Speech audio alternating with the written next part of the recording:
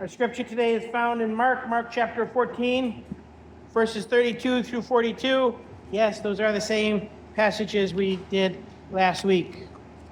We're returning back to Gethsemane, in part because there was a lot going on at that point, and there are two groups of people that I wanted us to look at. And last week we looked at Jesus, who should always be the first one we look at, right? And we looked at how he prayed and how we should pray like he prayed in the garden. But this week we're going to look at the disciples. And so in Mark chapter 14, verses 32 through 42, then they came to a place which was named Gethsemane, and he said to his disciples, "Sit here while I pray." And he took Peter, James, and John with him, and he began to be troubled and deeply distressed. Then he said to them, "My soul is exceedingly sorrowful, even to death. Stay here and watch." He went a little farther and fell on the ground, and he prayed that if it were possible, the hour might pass from him. And he said, "Abba, Father, all things are possible for you. Take this cup away from me. Nevertheless, not what I will, but what you will." Then he came and found them sleeping and said to Peter, "Simon, are you sleeping? Could you not watch 1 hour? Watch and pray, lest you enter into temptation. The spirit indeed is willing, but the flesh is weak." Again he went away and prayed and spoke the same words. And when he had returned, he found them asleep again, for their eyes were heavy, and they did not know what to answer him. Then he came the third time and said to them, "Are you still sleeping and resting? It is enough. The hour has come. Behold, the Son of Man is being betrayed into the hands of the sinners. Rise, let us be going. See, my betrayer is at hand." So we have the disciples here, and they're given a command. And one would argue that this is kind of a simple command. Stay and watch, right? And to me, it's a simple command, stay and watch. What do they have to do? They have to sit there and keep their eyes open, right? That's all they've got to do. And yet, for some reason, it seems to be, at least in my opinion, in these simple commands where we fall short. Where we go, "I tried," right? You told me to do that, and then something happened. In my household, it's generally, "You told me to do that, and I started doing that, and then I started to think about this, and I thought about that, and I forgot what I was doing, and so I just stopped doing everything altogether," and right? And this isn't me picking on the children. This is every single person in my household, including myself, right?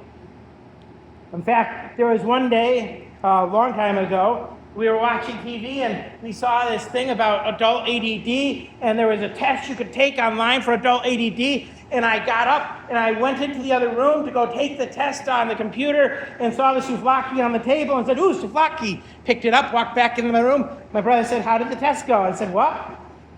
Because I couldn't remember. Because that was a simple task. Go take the test, right? Simple tasks. Well, God has given you and me a simple task. He's called us to go into the world and make disciples, right? To live out the word of God, to walk by faith. Should be quite simple. But it's extremely difficult because there's so much stuff that gets in the way. Right? And so he gives them the task and he goes off to do what he's doing. And one of the things I'd like to point out also is, who does he give the task to in this case? It's not just to the disciples in general, it's to three specific ones. It's to Peter, James, and John, right? And if you remember your disciples, well, Peter, James, and John are they're the top three, right? When Jesus organized the disciples, he kind of did it this way. He was the top dog because he's Jesus, right? He's God. Then he had the three, Peter, James, and John, and then the rest of the 12. And most of his ministry was directed towards the three. And so these are the guys who are closest to Jesus. These are the guys who have been with him the most. They've seen the most stuff. These are the guys who were up with him on the mountain for the transfiguration, right? So they have all the reasons to stay and watch because they've seen some really cool stuff happen, right? And so they should be sitting there going, oh, this is amazing. What are we watching for? We're going to keep our eyes open. We're going to see something great, some miracle, some awesome thing. And they can't do it, right? They can't do it. As he's off praying, their flesh gets in the way. They get distracted. Who knows what they're thinking? And it might just be, wow, that was a really good meal, and I'm kind of stuffed. And, after Thanksgiving, how will you feel, right? The Thanksgiving afternoon nap that we all want to take, right? I never understood the people who say, on Thanksgiving we eat our meal and then we watch football. Well, how do you watch football when you're sleeping, right? That's just how I am, at least. That's probably part of it, is their body is telling them to go to sleep. You need sleep. You need to digest the food you just ate. Because it was a meal. They had a full meal. But when he comes back, he sees them and he chides them. Right? He gives them that chastisement. Right?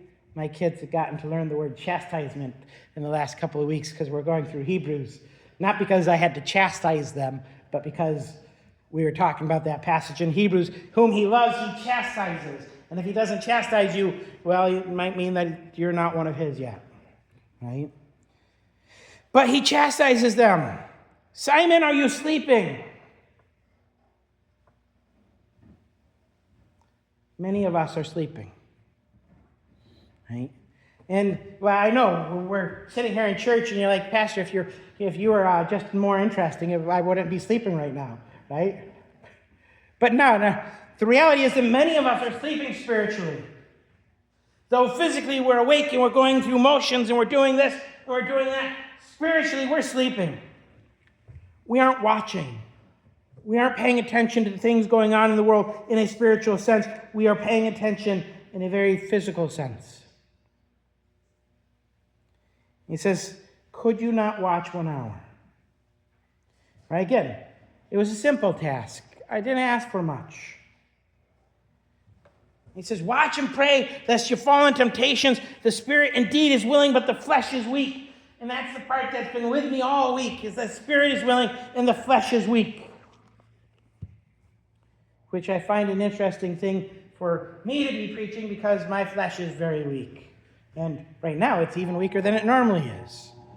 But this idea that the flesh is weak is that the flesh really gives in a lot.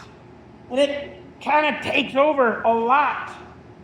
And we fall into these temptations. We fall into this or that because, well, we are creatures of spirit and we are creatures of flesh. And we have to contend with both. Right? Galatians 5:16-18 says this, I say then, walk in the Spirit, and you shall not fulfill the lust of the flesh. For the flesh lusts against the Spirit, and the Spirit against the flesh. And these are contrary to one another, so that you do not do the things that you wish. But if you are led by the Spirit, you are not under the law. Right? Our spirit and our flesh, they war against each other. Paul at one point said, Lord, there's a thorn in my side, and he prayed 3 times that thorn would be removed. And there are a lot of people who believe that thorn was just some fleshly desire he had. And 3 times God said, no, my grace is sufficient. Right? My grace is sufficient. The reality is that our flesh and our spirit, they collide often. We want to do things spiritually. We want to do things the right way. And then something comes up and our flesh takes over. Right? As a parent, I think about this every time I allow my anger to get the better of me, right? I'm going to do better next time. I'm not going to yell when they say something stupid, right? And then my children say something stupid, and that little bit of my flesh gets a hold and says, "What does this mean?" Right? My kids are used to my barking, so. But that flesh gets a hold of us, right? And it happens in different ways for different people. Just these little things, and I'm going to do better next time. We have every intent to do better next time, right? James says it this way. He said, "Blessed is the man who endures temptation, for when he has been approved, he will receive the crown of life which the Lord has promised to those who love him. Let no one say he is tempted, or when he is tempted, I am tempted by God. For God cannot be tempted by evil, nor does he himself tempt anyone. But each one is tempted when he is drawn away by his own desires and enticed. Then when desire has conceived, it gives birth to sin, and sin, when it is full grown, brings forth death." The question is, where does that desire come from? It comes from our flesh. Right? You go out to a restaurant and you see that beautiful steak, that large steak that's way too much to eat, and your flesh goes, "But it won't taste good tomorrow, so I should eat it all today," right? For some of you guys, that's not a temptation. And Sarah's like, "No, I don't even order steak out at a restaurant because it's not as good as what I get from home." The reality is, we understand those concepts. We understand that our flesh is saying, "Oh, that feels good, that tastes good. Hey, that sounds good. I want that. And I want it now." And our spirit says, "Well, maybe that's not the best thing for us. How is doing that going to glorify God?" Right? So the spirit and the flesh, they are fighting against each other. They are warring against each other. And we stumble, we fall, we give in because the flesh is weak. There are some who would take this and go, "Hey, it's okay because God knows our flesh is weak. And so why we even bother? We don't have to bother. We can just go ahead and do whatever we want because God knows." That's not what he's saying here. He's not saying, "Hey, your flesh is weak, so I get it. Go ahead, go back to sleep." No, he says, "Wake up." Right? I mean, most of us, we'd like to hear that. Let's go back to sleep. But that's not what he says. He says, "Wake up. Stay awake. Open your eyes. Pray, lest you enter into temptation." Right? Remember, when he first gave them the instructions, he said, "Stay here and watch." Right? That was their directive. Your job is to watch. When he gets down here and they have failed to do it, he now gives them the way to get past their problem. Right? The way to get past it. The way to get past any physical problem or problem of our flesh being weak is to, as Galatians said, walk in the Spirit. Jesus says, watch and pray. Right? Pray lest you fall into temptation.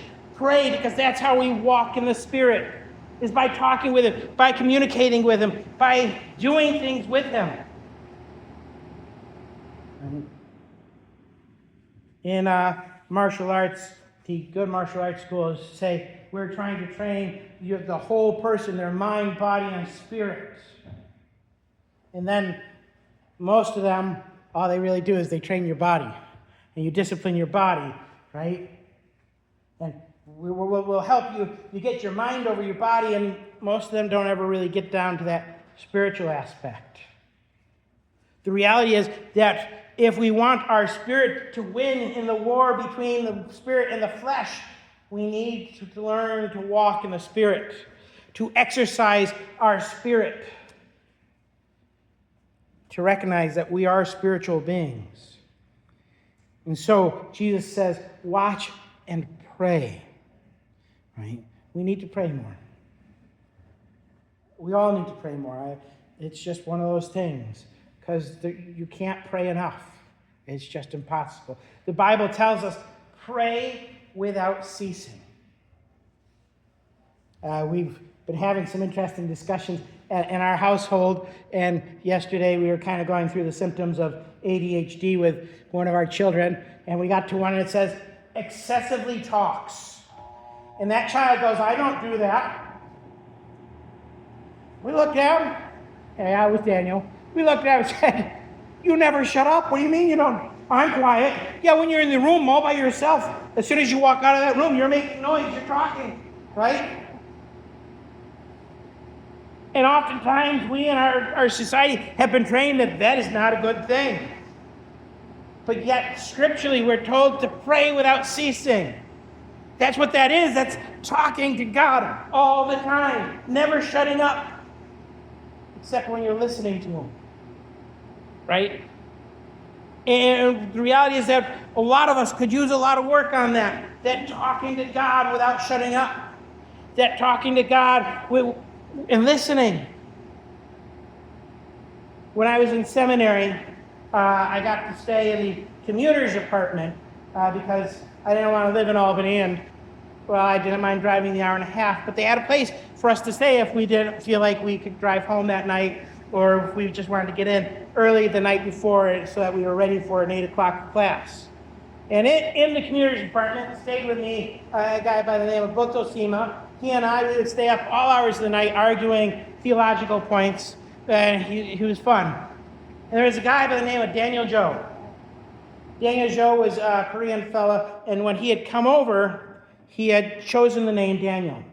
And he handed me his Bible at one point, and it had a name on it. I said, what's this? He said, well, that's my Korean name. So, would you like us to call you by this? I don't remember what it is. And he goes, oh, no. I wanted to be named Daniel because Daniel was a praying man. Daniel Joe got up at like 3 in the morning and would pray from 3 in the morning to 8 o'clock. Right? Both Dosima and I, we'd be going to bed, and Daniel Joe would be getting up to start his prayers. Because he knew that praying was important. Right? We all need to understand that praying builds up that spiritual body so that the spirit can be the one in control and not the flesh. Right? Because the spirit indeed is willing. It has the desire, but the flesh is weak, and so we need to learn to beat it into submission. Because here's the reality. When we don't, we often go, well, when we don't, it only affects me, right? It only affects me. Yesterday, I bought a Coca-Cola. I brought it home. My kids looked at the Coca-Cola, and they said, Dad, you probably shouldn't be drinking that. I like Coca-Cola, right? And they said, you should just split it up amongst all of us. I said, you just want my Coca-Cola. And one of the kids goes, I don't even like Coca-Cola, Dad. We just don't want you to drink it. Because you shouldn't be drinking it. It's not good for your health, right? Because when I fall into those temptations, it doesn't just affect me. When we fall into our temptations, it doesn't just affect us. You see, when these guys fell asleep, it didn't just affect them. Jesus told them how he was feeling. My soul is exceedingly sorrowful, even to death. Stay here and watch. Jesus felt alone. Jesus felt abandoned. Because these guys couldn't stay and watch. They couldn't pray for an hour. They weren't ready when the betrayer came. You see, our weakness, it doesn't just affect us. One of the things I like about the armor of God is when you get to the shield of faith, right? And we think about those smaller round shields. It's not what it was. It was a big shield with hinges on it, the word they used. And it was designed so that you could take your shield and connect it to the guy next to your shield, right? The reality is if we are not building up spiritually, we don't have that shield of faith to help protect ourselves and the guy next to us. And when I fall in battle, that leaves you exposed. When you fall in battle, that leaves me exposed. And the reality is that as we walk through our faith, as we walk through our walk with God, it's not just me and Jesus. It's us together. Right?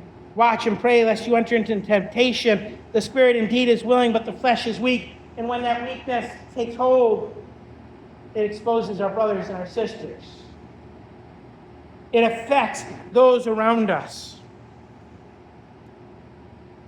You can hear it in the words Jesus says, "Are you still sleeping and resting? It is enough." Right? In my Bible, they put an exclamation point after the "it is enough." And most of the translations, they put that exclamation point in there. Right? It is enough. It's an issue of being hurt. I asked you to stay and watch. I gave you a simple task, and you couldn't do that. Why not? Because your flesh is weak. We have a simple task. Our flesh is weak. Are we going to build up our spirits so that we can do what we've been told to do? Are we going to walk in the Spirit, pray and watch? Or are we going to allow ourselves to fall asleep, to slumber, so that we aren't ready when the betrayer comes? Will you bow me in prayer?